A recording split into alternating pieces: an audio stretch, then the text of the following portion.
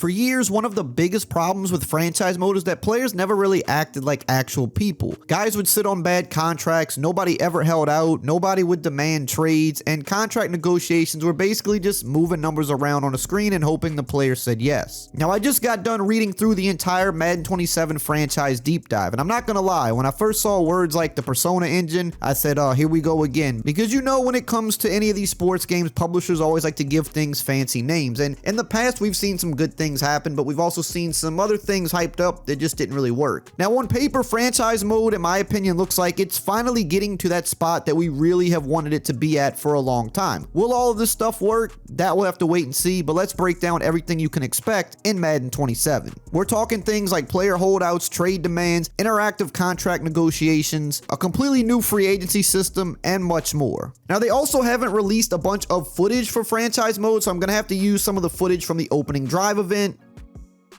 So the first thing we have to talk about is the Persona engine, which is the big marketing thing this year, but they're calling this the biggest foundational change to franchise mode since the first year of connected franchise. And I believe they're calling this a big foundational change because this isn't a system of just adding new features, and it's more so adding how the entire franchise mode lives and breathes. So if it works properly, this would be a very massive foundational change. Now, the foundation of franchise mode this year is the new Persona engine, a system designed to make players behave more like real people. This is going to impact things like player behavior, their contract negotiations, things like weekly management, news, free agency, and more. And it's going to create a more dynamic and unpredictable franchise experience, which is what we all want. Every player will now have a unique persona DNA that determines their mindset, their motivations, their career priorities, their reactions to things, and their long-term behavior. More than 65 personality types exist, and players can even develop temporary persona traits over time. Now, as a result, players will evaluate their situations differently. A star who feels underpaid may react differently than a veteran chasing a championship, while a younger player on a struggling team may have different priorities than a franchise quarterback on a contender. Unlike the traditional scripted scenarios of the past, the Persona engine serves as the behavioral foundation for franchise mode. Most of the old scripted scenarios have been removed, with player decisions now driven organically by context and their individual Persona DNA. This allows players to make career decisions based on their goals, their role, their contract situation, team success, and future outlook. Again, if this all works, this is going to be one of the biggest changes franchise mode has ever seen, but we got to see it in action to know for sure. And they said that this is inspired by real life. It says the last several months of football gave us contract disputes, holdouts, trade demands, unhappy stars, and teams trying to manage all of it in real time. And they said they wanted to bring that feeling and suspense into Madden. That tension is part of modern NFL team building, and they wanted franchise mode to capture that. So let's move into the next part of this, which is player holdouts and trade demands. Now, in terms of player holdouts, I don't even think we've had this in the game since maybe the PS2 days, and for a while it was said that the NFL didn't want something like this in the game because, you know, it made their players look bad, but I guess they've gotten around that. And this has been one of the most requested features in the history of franchise mode since it went away. Players can now hold out. If a star feels underpaid or undervalued or is just unhappy with the situation, he can refuse to participate until the issue is addressed. And this is not a random event that fires off as just a notification. Holdouts are driven by the Persona engine. A player's DNA, their contract status, team success, and more will factor into whether he decides to take a stand. And a holdout will be an active situation that requires real management. You can negotiate, you can have a conversation to try to shift his mindset, you can wait it out and see if he comes around, or you can explore trade, which I like hearing all this. There's different ways that you can attack this, which is just like real life. Now, we also have player trade demands. When things deteriorate beyond a holdout, players can now demand a trade. This is when it reaches the escalation point. When a player has decided the relationship is no longer working and he wants out, he's going to make that known. And the trade demands are driven by the same Persona DNA system. Now, when a star wants out, it's going to hit the news, which is another new part of franchise mode this year. You have a news ticker where it'll pop things up. Other teams are going to start calling, and suddenly you're in a position where you have to decide how you want to handle it. But it also says here that conversations can change the outcome. Just as importantly, you're not limited to just watching this play out. If a player is unhappy, you can talk to him, you can try to shift his mindset, and depending on who he is and how compelling your case is, you may be able to repair the relationship and change what happens next. And it says this is a key part of what makes the Persona engine special. It's not just creating more drama, it's creating more interactive player management. And I think this is really good. I just really hope this all works. Hey, if you're still here at this point of the video and you haven't subscribed yet, you should go ahead and subscribe because I'm going to have some exclusive Madden 27 content coming for you guys really soon, including some more early gameplay, and you're not going to want to miss out on any of that. Now, moving on to the next part of all of this is called Emergent Actions, and it says this is a better weekly flow. Emergent Actions replace the old weekly flow from Madden 26 with a focus on interaction and prioritization. They're not notifications or unorganized clutter. Every emergent action asks you to make a real decision. A player wants to talk about his role, a contract situation is heating up. These surface based on what is actually happening in your league that week, driven by the Persona engine.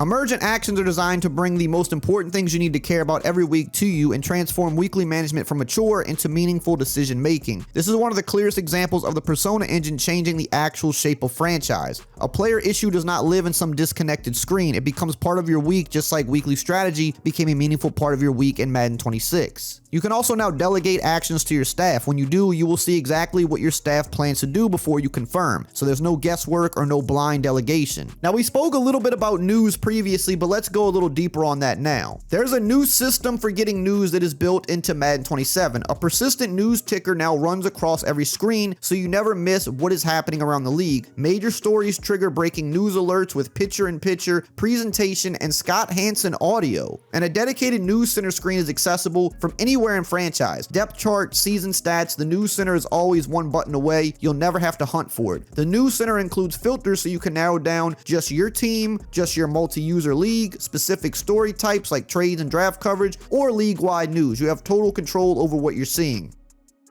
And this might seem like a small thing, but honestly, this is one of my favorite additions that they added this year because it just looks like a real news ticker and it also works pretty good from what I've seen. And it kind of brings back that old feel of, maybe like a Tony Bruno show or like the newspaper. Obviously, it's a completely different system. We're in 2026 now, but it gives me similar vibes to that. Now, continuing on here, breaking news pops up through a brand new notification system that is impossible to miss. Rumors surface in a way that keeps franchise connected to what is happening beyond your team. This will include real evolving stories around questions like which players are unhappy with their contract, tired of losing, or would be willing to restructure their contracts to help the team with the cap room. And because this is all tied to the Persona engine, the news is not just decorative, it is grounded in actual league behavior. So as you can see, this is why they're calling it such a big foundational year, because the Persona engine kind of runs all of this stuff. But again, we just have to hope that it works properly.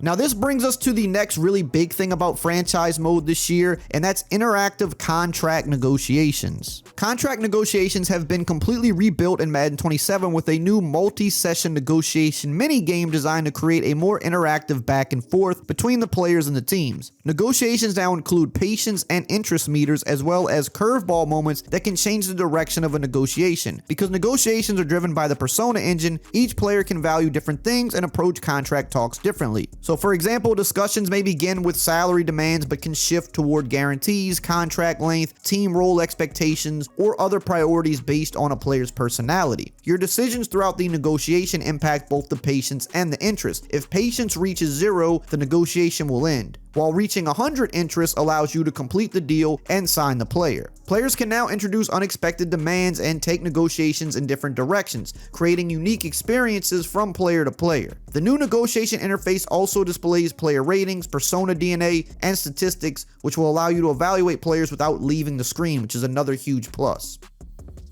Now, continuing on with this, that brings us to tags, tenders, and real off-season tools. So every type of franchise tag and transition tag is now in the game. The exclusive franchise tag locks a player on your team. The non-exclusive franchise tag allows teams to make an offer, but you receive 2 first-round picks as compensation. The transition tag gives you the right to match any offer. Each one works differently and carries different salary implications and gives tagged players different rights. Restricted free agency now includes every tier of the RFA tender with proper draft pick compensation. First round, second round, original round, and the right of first refusal tenders are all available. So these give you the same tools that real front offices use to protect young talent while managing cap space. Again, this is the type of stuff we've been asking about for years. So if it works properly, franchise is finally getting to the spot where we truly want it to be.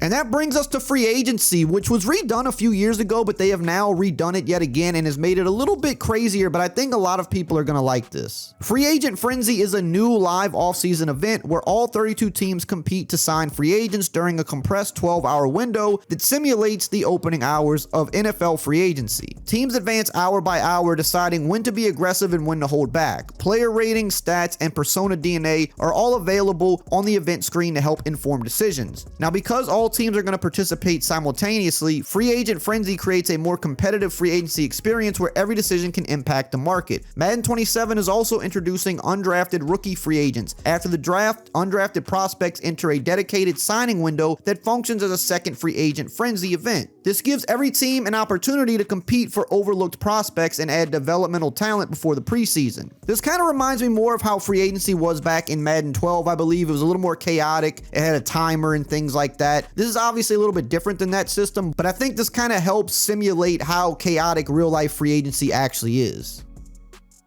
Now we got to move on to something else that is a huge deal with franchise mode, and that is Super Sim, and it says it's been rebalanced, but they say this all the time, so we got to wait and see. It says one of the biggest pieces of feedback that they heard is that playbooks had too much influence on sim outcomes. When certain schemes become overly powerful, teams start performing in ways that do not match their actual personnel or ratings. It says Super Sim has been fully retuned to reduce volatility and put more weight back on ratings and roster quality. The best rosters should still produce the best results. But I have to be honest, you got to show me. You can't tell me with this one because we've heard this in the past. And this is a huge immersion breaker when it doesn't work properly. It also says teams adapt with the roster. One of the most exciting long-term changes is that teams will now adapt their playbooks based on personnel. If a team moves on from a quarterback who defined their offensive identity and drafts a new QB with a completely different style, the team adjusts how they play. This applies in gameplay and in Super Sim. Same goes with building your offense around a new star halfback or running back. When Travis Kelce leaves the Chiefs, they won't spend the next 10 years throwing to their tight end like he's still on the roster. Again, you're going to have to show me instead of just telling me when it comes to stuff like this. But if this is true, this is a massive change. Even though it may seem small to some people, this is actually a pretty big deal.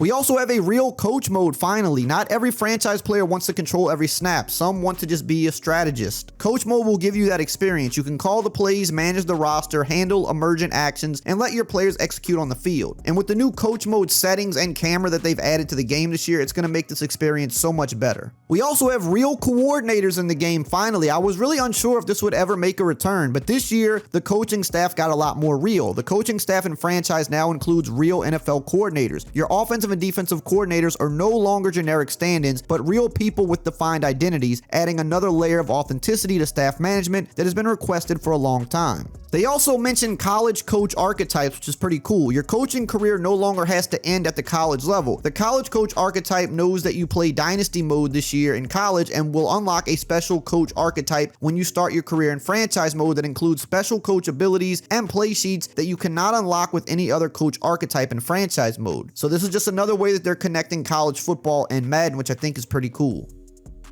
They've also added dynamic weather, which I have talked about in previous videos, but this is going to be a big deal in franchise mode as well, because now the weather can change on a play-to-play basis. The rain can get heavier or it can stop completely. The game can begin with no snow, and then by the end of the game, it's a blizzard. And that's going to make the weather games feel a lot more real. It also says here that they've improved wear and tear. It says this year they're making it smarter and more impactful. The decisions you make about workload, rest, and usage now carry more authentic consequences across a full season. A workhorse running back who never gets a breather is going to feel it down the stretch. And for those of you that like to create your own coaches, it says that they've also added some more customization options. And hey, last year they added a ton of these, so I'm happy to see that they're building on that even though they added so much last year. There's new gear and there's the ability to equip and remove hats, visors, and headsets, which is pretty cool. Another big thing here that I'm gonna have to see before I believe it is smarter CPU trade logic. It says that trades have been expanded under the hood to create more authentic environments in franchise. Teams are now more active around key points of the season, taking into account their current standings and how aggressive they'll look to improve to begin the rebuilding process. When they do execute a trade, a greater emphasis on immediate impact as well as the money they'll have to invest in their new acquired asset will be a critical consideration. And it says that this doesn't just stop at the trade deadline. During the offseason, CPU teams will now trade exactly as you see on the biggest stage, the NFL draft. This is another very, very big change. The prospects available will determine whether a team aggressively moves up for the perfect fit or opts to find future value when the board didn't work out in their favor. This is another really key thing that has been missing for franchise for a long time. And another thing here that's really cool is tiered player abilities. It says that this year there's a new dynamic element to player abilities and gameplay. They're called tiered abilities. In franchise, these tiered abilities are now tied to player progression. Players will enter the league with ability tiers based on their real life performance, but as they progress and improve throughout the seasons, their abilities will improve with them. I think they're basically kind of taking the ability system from college now and they're bringing that over to Madden. But I think in Madden, because these are pro level athletes, they can unlock more abilities than the college players can. So I think this is going to be a better overall system. People seem to like it better in college, so it looks like they're just bringing that to Madden now, and I think that's going to be a good change. Now, a big part of what makes this year different according to them is not just the size of the feature list, it's the way that the features are going to connect. Last year, they delivered a lot of big franchise updates, but this year they wanted to add more than just features. They wanted the systems to feel integrated. The persona DNA, the news, the negotiations, the weekly management, the contracts, the free agency, they wanted to all kind of reinforce each other. And it says this is why the persona engine matters so much. It's not one isolated feature, it's a thing that makes all of franchise mode come alive. Again, we have to see it to believe it because we've heard about different engines and different systems in the past, and some of them have been better than others, but a lot of times they didn't fully deliver what we thought they would. And I'm not expecting everything in the mode to be perfect. I'm not expecting every system to just absolutely blow my mind, but if they can deliver a solid experience based on all of this information, then franchise mode is going to be in the best spot it's been in a very, very long time. Now, if you want to know more about actual Madden 27 gameplay, I had some early exclusive footage, and you can check that out right here on the screen.